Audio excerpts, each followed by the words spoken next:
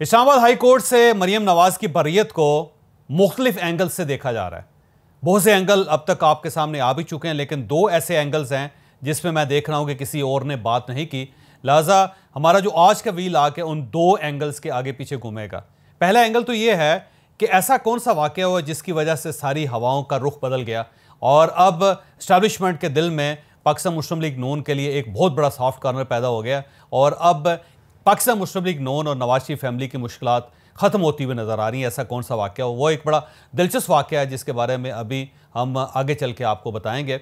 और दूसरा ये कि मरियम नवाज साहिबा को ना सिर्फ इनके केसेस ख़त्म हो गए, इनको बाइज़्ज़त बरी कर दिया गया, बल्कि इनकी सज़ाओं को भी मुअत्तल कर दिया गया, ख़त्म कर दिया गया। अब वो इलेक्शन भी लड़ सकती हैं। लिहाजा हम इसी व्लॉग में ये बात करेंगे कि मरियम नवाज साहिबा का अगला सियासी लाएअमल क्या हो सकता है। तो सबसे पहले बैकग्राउंड की तरफ आते हैं। मैं आपको 15 दिन पहले लेके जाता हूँ पीछे।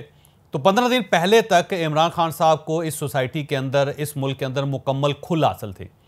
वो कुछ भी कर सकते थे और ऐसे महसूस होता था कि कहीं ना कहीं से कोई ना कोई खुफिया हाथ है जो उनको सपोर्ट कर रहा है। लिहाजा अगर बनी गाला पुलिस गई तो खाली हाथ वापस आ गई। अगर दहशतगर्दी का केस बना तो वहाँ से उनको फारिग कर दिया गया, हाई कोर्ट से रिलीफ मिल गया।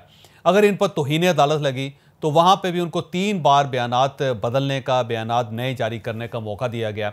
हर बार उनसे कहा गया कि आप ये कर लें, आप ये कर लें, आप ये कर लें। और आखिरी मरतबा भी जब वो हाई कोर्ट में पेश हुए तो उनको बड़ी आसानी से मुस्कुराहट के साथ उनको घर जाने की और साथ इजाज़त भी दी, साथ ये भी कहा कि आप 29 तारीख तक एक बयान हल्फी लिख कर भिजवा दें। तो ये सारी चीज़ें ये साबित करती थी कि कोई है जो उनको सपोर्ट कर रहा है। और दूसरी तरफ पाकिस्तान मुस्लिम लीग नून और ये जो इत्तेहादी गवर्नमेंट है, इसके ऊपर बहुत मुश्किल वक्त भी आया, लेकिन ऐसा महसूस होता था कि इनको वो सपोर्ट हासिल नहीं है जो इमरान खान साहब को हासिल है। लिहाजा गवर्नमेंट ने आज तक इमरान खान साहब पे हाथ डालने की कोशिश नहीं की, क्योंकि शायद गवर्नमेंट जानती थी कि अगर हमने हाथ डाला तो हमारा हाथ इसी तरह वापस कर दिया जाएगा। लेकिन फिर 15 दिन पहले एक छोटा सा वाकया हुआ और इस वाकये ने सारे पर्सपेक्टिव को चेंज कर दिया। वो वाकया क्या था? वो वाकया ये था कि कहा यह जाता है कि ऐवान सदर के अंदर इमरान खान साहब की army chief general Qamar Javed Bajwa साहब के साथ मुलाकात हुई।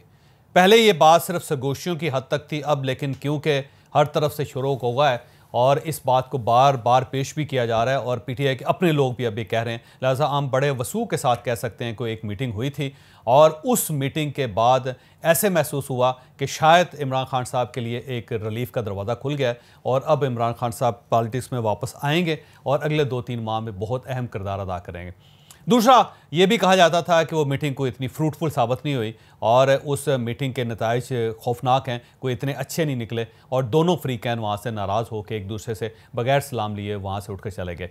ये बात भी की जाती थी, लेकिन एक्चुअल जो कुछ भी हुआ उसके बाद इमरान खान साहब ने एक तकरीर की थी और उस तकरीर में उन्होंने और रेड लाइंस भी क्रॉस कर दी, जिसके बारे में सबका ख्याल था कि अब क्योंकि बर्फ़ पिघल चुकी है, दोनों फरीक आमने सामने बैठ चुके हैं, लिहाजा अब हालात उतने ख़राब नहीं होंगे। लेकिन जब इमरान खान साहब ने मुलाकात के बाद भी अपना वतीरा तब्दील नहीं किया और उन्होंने कोई रिलीफ लेना पसंद नहीं किया या फिर उस रिलीफ के ऊपर उन्होंने इक्तफ़ा नहीं किया या जो उनकी एक्सपेक्टेशन थी उसके मुताबिक मामला तय नहीं हो सके, तो उसके बाद वो आगे रेड लाइंस को मज़ीद क्रॉस करके मज़ीद फैलान गए। बस वो तकरीर एक ऐसी तकरीर थी कि जिसने मामलात को सेटल कर लिया, जिसने एस्टैब्लिशमेंट को, इस रियासत के मुक़्तदर इदारों को ये साबित कर दिया, बता दिया कि इमरान खान साहब को मज़ीद रिलीफ देना स्टेट के साथ जुल्म होगा। इसका मतलब ये होगा कि आपने स्टेट को डिफाई कर दिया, आपने स्टेट के खिलाफ गद्दारी शुरू कर दी, आपने स्टेट के खिलाफ साजिश शुरू कर दी। तो उसके बाद फिर मामलात सेटल होना शुरू हो गए। इससे पहले इसहाक डार साहब ने 3 बार कोशिश की कि वो पाकिस्तान नई गवर्नमेंट के साथ आके ज्वाइन कर लें, लेकिन उन्हें रोक दिया गया था। लेकिन जब इस बार मियां शहबाज शरीफ साहब लंदन गए और अमेरिका जाते हुए यूएन की जनरल असम्बली से खिताब करने के लिए जब वो अमेरिका जा रहे थे तो ज़ाहिर लंदन में रुके और मियां नवाज शरीफ साहब के साथ उनकी मुलाकात हुई, तो वो यहाँ से एक मैसेज लेकर गए थे कि अब मामलात जो हैं दुरुस्त हो चुके हैं और अब अगर आप में से कोई शख्स भी वापस आना चाहे तो वो पाकिस्तान आ सकता है। और उसी वक्त ये फैसला हुआ था कि इसहाक डार साहब पहली किस्त में पाकिस्तान वापस जाएंगे और अगर उनको रिलीफ मिल जाए और उनको इज़्ज़त के साथ वापसी का मौका दिया जाता है, उनको हल्फ उठाने की इजाज़त दी जाती है और फिर वो वज़ीर ख़जाना बन जाते हैं, तो फिर मामलात सही सिमत पे चले जाएंगे। और अगर ऐसा नहीं होता तो फिर इसका मतलब ये है कि हमें इस्टेब्लिशमेंट की इस ऑफ़र पर ज़्यादा यकीन नहीं करना चाहिए। लिहाजा इसहाक डार साहब वापस आए, वो आके वज़ीर बने और उनका हल्फ हुआ ईवान सदर में उनकी सदर के साथ मुलाकात हुई। मियाँ शहबाज शरीफ साहब प्राइम मिनिस्टर और सदर दोनों एक साथ आमने सामने बैठे, तो ये ऐसा महसूस होता है जैसे बर्फ़ पिघल गई है और मामला दूसरी तरफ जाना शुरू हो गए। उसके बाद मरीम साहबा की पेशी थी। जब मरीम साहबा अदालत में पेश हुई तो फैसला महफूज हुआ। 10 मिनट बाद महफूज फैसला सुना दिया गया और उसमें ना सिर्फ इन्हें बाइज़्ज़त बरी कर दिया गया बल्कि नैब को ठीक ठाक किस्म की वहाँ फिटकार भी पड़ी, जिसको मैं कह सकता हूँ। और बाकायदा आप ये समझें, अगर ज़ुबान ज़रा थोड़ी सी सख्त हो जाए तो तमाचे मारे गए बाकायदा अदालत की तरफ से नैब को, और उसके बाद नैब ने अपनी गर्दन झुकाई और वो अपने दफ्तर वापस चला गया। तो वो जो सूरत हाल थी, इससे मरीम साहबा को रिलीफ मिली और साथ ही उन्हें ये भी इजाज़त दे दी कि ना सिर्फ आपको बरी किया जाता है बल्कि आप इलेक्शन भी लड़ सकती हैं। तो ये बहुत बड़ी रिलीफ थी। और उसके बाद अब मियाँ नवाज शरीफ साहब की वापसी का सफ़र भी शुरू हो गया। तो अनकरीब मेरा ख्याल है 1-2 हफ्तों में मियाँ नवाज शरीफ साहब वापस आने की तारीख दे देंगे और उसके बाद वो पाकिस्तान वापस आएंगे और उनको अब एयरपोर्ट पे गिरफ्तार नहीं किया जाएगा। राहदारी ज़मानत उनको मिल जाएगी, वो पाकिस्तान तशरीफ़ लाएंगे और बड़े आराम से अपने घर में जाके उसके बाद फिर वो अदालतों में पेश होंगे, अपने केस लड़ेंगे और वहाँ से भी मियाँ नवाज शरीफ साहब को भी रिलीफ मिल जाएगा। तो ये एक वाक़या जिसकी बुनियाद पे ये सारे मामलात अब पलट रहे हैं, वो वाक़या यही था कि जो ऐवान सदर के अंदर मुलाकात हुई जनरल बाजवा साहब की इमरान खान साहब के साथ, तो वो उसके ये नताइज हैं कि इस्टेब्लिशमेंट ने या पाकिस्तान के मुख्तलिफ इदारों ने फैसला कर लिया है कि अब हमने इसी इलेक्टेड गवर्नमेंट जो है या ऐसी गवर्नमेंट जो मुत्तहदा हुकूमत है उसके साथ चलना है। और हम अगर इसके साथ अब नहीं चलते, इस गवर्नमेंट को मजबूत नहीं करते, तो आने वाले दिनों में पाकिस्तान गवर्नेंस के काबिल नहीं रहेगा, फिर हालात बहुत ज़्यादा ख़राब हो जाएंगे। तो ये शिफ्ट है, एक क्लियर शिफ्ट है, क्योंकि ये शिफ्ट साबित कर रही है कि आने वाले दिनों में क्या मामलात हो गए। इमरान खान साहब को जो रिलीफ दी जा रही थी, जो स्पेस दी जा रही थी, मेरा ख्याल है वो स्पेस अब इस वाक़े के बाद ख़त्म हो जाएगी। अब हर चीज़ क्लियर हो गई है कि स्टेट ने वाज़ेह तौर पे फैसला कर लिया है कि वो गवर्नमेंट को पूरी तरह सपोर्ट करेगी। लिहाजा ये वाक़या था जिसकी बुनियाद पर आज जो कुछ हालात आपके सामने वकूअ पज़ीर हो रहे हैं वो आपको नज़र आ रहे हैं। अब सवाल यह है कि मरीम साहबा जो हैं वो क्या कर सकती है और उनका सियासी लाहे-अमल क्या हो सकता है। मेरा ज़ाती ख्याल ये है कि मरीम साहबा को शायद MPA का इलेक्शन लड़ा के पंजाब के अंदर उनकी हुकूमत बनाई जाए और उन्हें चीफ मिनिस्टर पंजाब बना दिया जाए। लेकिन अब सवाल ये है कि ऐसा क्यों किया जाएगा। उसकी 2 रीज़न्स है। पहली रीज़न तो ये है कि जब तक पंजाब पाकिस्तान मुस्लिम लीग नून के हाथ में नहीं आता, पाकिस्तान मुस्लिम लीग नून इलेक्शन की तरफ नहीं जा सकते, क्योंकि पंजाब उनका कला है और जब कले के ऊपर ही किसी और की हुक्मरानी होगी, चौधरी परवेज़ इलाही साहब वहाँ पे बैठेंगे, तो फिर पाकिस्तान मुस्लिम लीग नून पंजाब के अंदर जीतने का तसव्वुर है उसे फरामोश कर दे, और वो पाकिस्तान मुस्लिम लीग नून के लिए काबिल कबूल नहीं है।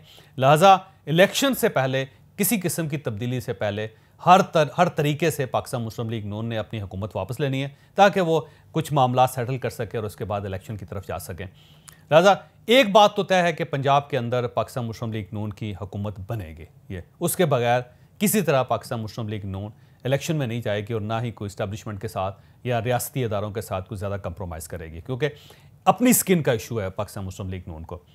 दूसरा ये है कि मरीम नवाज साहबा एक क्राउड पुलर हैं पूरी पार्टी के अंदर। अगर आप मुझे जसारत दें, मौका दें, तो पूरी पार्टी के अंदर ये वाहिद फिगर है कि जो क्राउड पुलर है, जिसे तकरीर करनी आती है, जिसे बात करनी आती है, जिसे लोग जिसको देखने के लिए, जिसको सुनने के लिए अपने घरों से बाहर निकल सकते हैं। इसके अलावा पार्टी में कोई ऐसा शख्स नहीं है कि जिसको हम ये कह सकें कि वो इमरान खान की टक्कर का बंदा है। तो मरीम साहबा इमरान खान को ठीक ठाक टक्कर दे सकती हैं, इनका मुकाबला कर सकती हैं। लिहाजा इनका मैदान के अंदर रहना पाकिस्तान मुस्लिम लीग नून की मजबूरी है। और तीसरी वजह यह है कि हमजा शहबाज साहब की शक्ल में एक तजर्बा किया गया था जो पंजाब में बुरी तरह फेल हो गया था, और पार्टी को ऐसे डेंट पड़े कि अब उन डेंट्स को सीधा करना पार्टी के किसी और शख्स के बस की बात नहीं है। इसको सिर्फ अब मरीम नवाज साहबा ही ठीक कर सकती हैं, क्योंकि जब Maryam Nawaz prime minister, chief minister होंगी तो ये तसव्वुर किया जाएगा कि इनके पीछे मियाँ नवाज शरीफ साहब हैं, और मियाँ नवाज शरीफ ज़ाहिर है पार्टी है। तो जब पार्टी के सरबराह या पार्टी किसी एक शख्स के पीछे होगी तो उससे ये तसव्वुर उभरेगा कि अब डेफिनेटली मामला सेटल हो जाएंगे। तो मरीम साहबा का जो फेस है वो पार्टी का फेस होगा, वो मियाँ नवाज शरीफ का फेस होगा। तो मेरा ख्याल है लोग उस पर ज़्यादा डिपेंड करेंगे, ज़्यादा रिलाई करेंगे। और हमजा शहबाज साहब से क्योंकि लोग ज़्यादा खुश भी नहीं थे, इसलिए जब वो चीफ मिनिस्टर बने तो उनको बहुत ज़्यादा फ़ायदा नहीं हो सका, पार्टी को उल्टा नुकसान हुआ। तो पार्टी की रिवाइवल के लिए, पंजाब के अंदर मजबूती के लिए और इमरान खान का मुकाबला करने के लिए मरीम नवाज़ के अलावा पाकिस्तान मुस्लिम लीग नून के पास कोई और फिगर नहीं है। तो मेरा ख्याल ये है कि मरीम नवाज़ साहिबा को MPA इलेक्ट करवा के शायद पंजाब का चीफ मिनिस्टर बनाया जाए, और अगर पार्टी ये नहीं करती तो ये दूसरी बड़ी हमाकत करेगी, क्योंकि इसका नुकसान भी पाकिस्तान मुस्लिम लीग नून को बहुत ज़्यादा होगा कि इस वक्त अगर आप मरीम नवाज़ साहिबा को लॉन्च नहीं करते और पंजाब वापस हासिल करके मरीम साहिबा के हवाले नहीं करते तो पंजाब में पाकिस्तान मुस्लिम लीग नून अगला इलेक्शन नहीं जीत सकती। तो ये मजबूरी है और ये मजबूरी साबित करती है कि शायद आने वाले दिनों में मरीम नवाज़ पंजाब की चीफ मिनिस्टर होंगे।